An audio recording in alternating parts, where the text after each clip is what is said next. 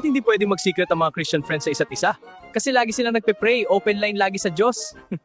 Hindi. Bakit? Kasi sabi ni Lord, what is whispered in the ear will be shouted from the housetops. Anong klaseng ilaw ang ginamit ni Noah sa ark? Floodlights! Bro, alam mo ba kung bakit laging masaya ang mga tupa sa Bible? Bakit? Kahit anong mangyari, alam nilang the Lord is my shepherd, I shall not want. As in, wala na silang mahihiling pa. Bakit parang mas masaya ang fellowship natin ngayon? Kasi bro, sabi sa Matthew 18:20, "For where 2 or 3 are gathered together in my name, I am there in the midst of them." Akala ko kasi dahil only samgyup ang usapan natin pagkatapos nito. Right, time to eat. Yes! What did you get? Pizza, fries, and wings. Awesome! Let's dig in.